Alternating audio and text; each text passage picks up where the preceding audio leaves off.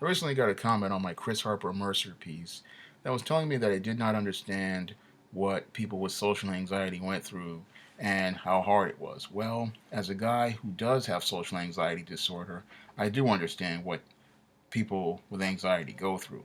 I understand how hard it is to get up and go outside. I understand how hard it is to pick up a phone and go and call someone. I understand how hard it is to make eye contact in a social situation.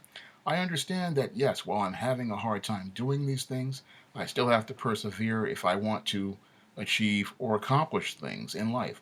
And that I cannot use social anxiety as a crutch for not doing what I need to do or not even making an effort to do anything. All throughout my life, again, I have had social anxiety and I've had other issues, such as when I was 7 years old and had a brain aneurysm. And people have tried to use that as an excuse to say that I was slow or I was handicapped or retarded. And I did not allow myself to use that as an excuse to get special behavior or special preferential treatment or fall into the victim narrative.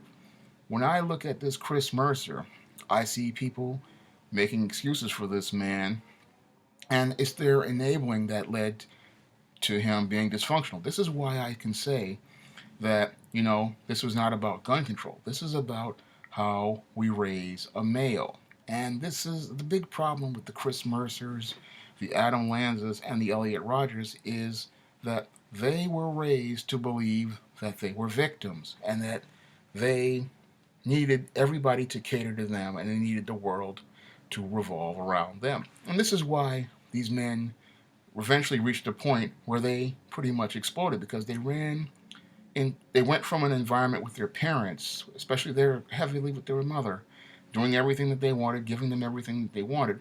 And then they went out to the real world. And in the real world, you have to deal with authority, you have to deal with rules, you have to deal with structure. And these males could not deal with it because they came from environments where they were used to people catering to them, giving them what they wanted, and doing whatever they asked. And then they have to go into a world where you're going to hear things like the word no, you're going to have to deal with lots of rejection, you're going to have to deal with failure, and you're going to have to deal with loss. And these guys were not equipped for dealing with life in the real world. And this is one of the big problems that a lot of males have growing up over the last 50 years. A lot of males have a too close attachment to their mothers, and because their mothers coddle them and accommodate them, they're not equipped to go out into a world, again, filled with rejection, filled with failure, filled with loss, filled with people telling you no, filled with people telling you what to do, and filled with people who just don't like you. And this is the big case that with many of these males. And this is why I say the problem isn't, again, gun control or any sort of political issue. It's the way we are raising boys to become men. The way we are raising boys to become men is completely dysfunctional. When I looked at Chris Harper Mercer's background, here we have a Negro male who was pretty much after his father divorced his mother began coddling him. She began catering to his every need. She began doing whatever he wanted to do. And some of the things that he was asking for were completely absurd. Like when he said that there were too many roaches in the apartment and he asked his mother to get an exterminator to get rid of the roaches just because he didn't like it.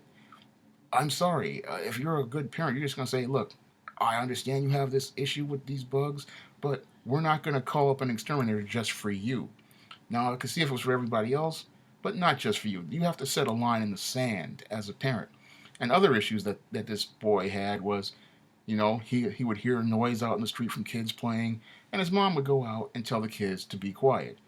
Who does this kid think he is? This is the type of behavior, again, I don't care if you have a disability. You check that behavior because I have relatives who have disabilities and their parents check them.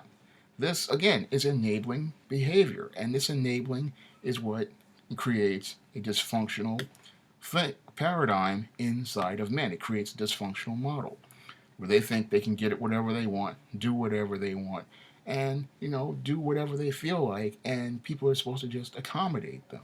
And this is what happened in Chris Mercer's whole life, and this is his big issue because once he got out of school, and he had to enter the real world, he ran into a whole different life structure and a whole different life paradigm.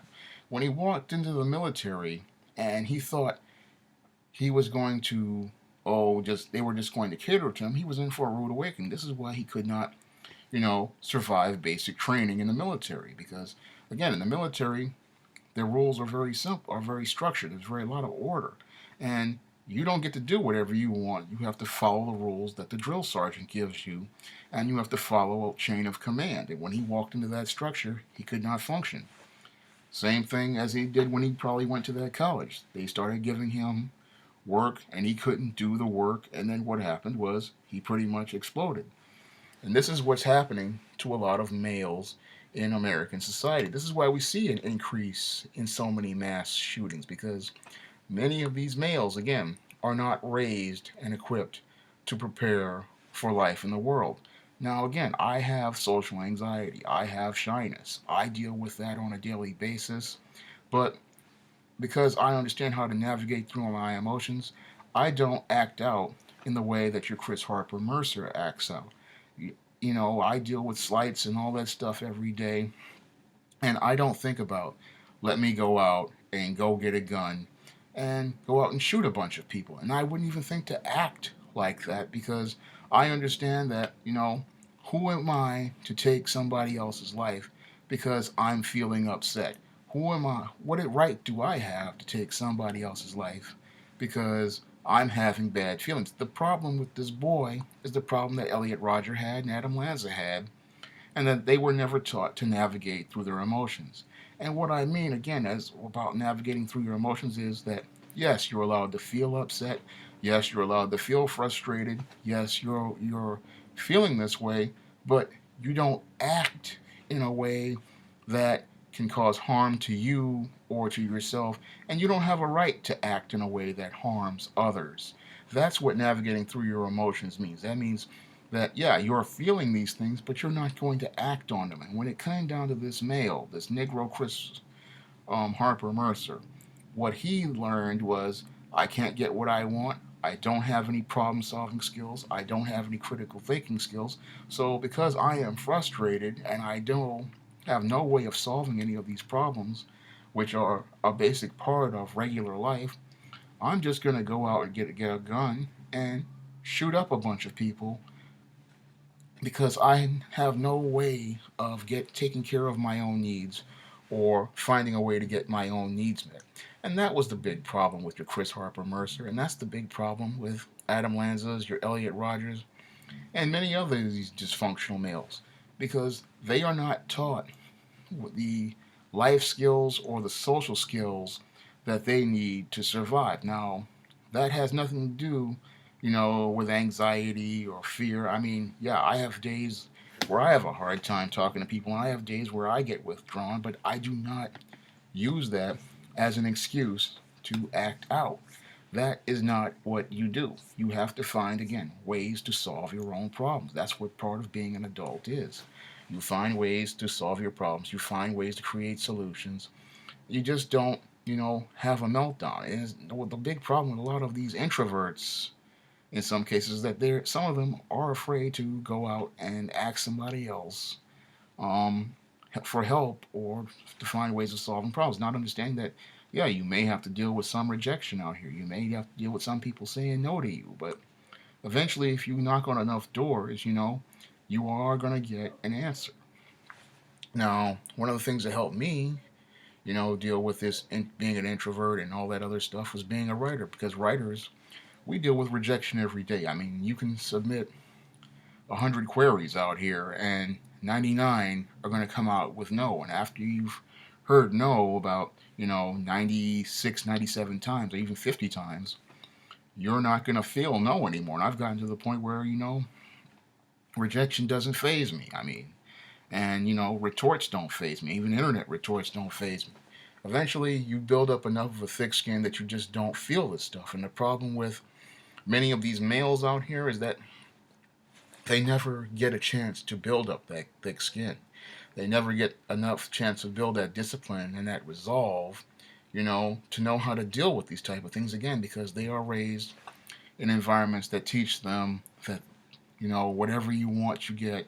Whatever you need, you want, someone will give it to you. And then again, they walk out into the real world and they wind up hitting a wall because they wind up having to deal with somebody else's rules, somebody else's job, somebody else's authority, and they're not equipped to understand that, what, this is not mine, and I will just do what they tell me to do because this is what I need to do in order to pay my bills and be able to take care of myself. And this is, part of what character building is. This is how you become a man. And this is the lessons that many of these males just aren't getting because, again, their mothers accommodate them too much, coddle them too much, and make excuses for them instead of making these males take responsibility for themselves. And this is the whole issue that your Barack Obama overlooked when he saw the Chris Mercer massacre and all these other massacres out here. He's not looking at it from the proper perspective. He's not seeing it as an issue of how these males are being raised. He's trying to turn it into a gun control issue. But this is not about, people with social anxiety. They do not act this way. They are not usually violent like this. They usually find ways to solve problems. I've been doing research on the goth subculture, and many people in the goth subculture, they struggle with anxiety, they struggle with shyness, they struggle with all these issues, and in spite of, the unique way that they look, all of those people usually find a solution to dealing with anxiety and dealing with their mental health issues without resorting to violence. They find ways to solve problems without attacking others, beating up others, or committing any sort of violence. So that excuse just doesn't wash with me, and it shouldn't wash with anyone. We need to look at the big picture of these 45 mass shootings that have transpired in America. When you look at the big picture of guys like your Chris Mercers, your Adam Lanzas, and your Elliot Rogers, you see a bigger picture of that home environment where they were raised, and you start to see that they were raised in homes where they just did not have any boundaries, they did not have any structure, and people used their mental health issues as an excuse to, enable their dysfunction. And because they did that, these boys never grew up to understand that, yes, while you still have some issues, you still have to be responsible men. And most importantly, you have to understand that even in spite of your disabilities, you still have to do what is right. And as I see it, in spite of all of these disabilities and anxieties and all that stuff, all of these males knew right from wrong, and they knew what they were doing when they were acting out here, and that's why they need to be held accountable for their actions. And if their parents had just held them accountable a little bit of the time, or I say all the time, really all the time, maybe these people would not be going out here and participating in massacres and costing people their lives.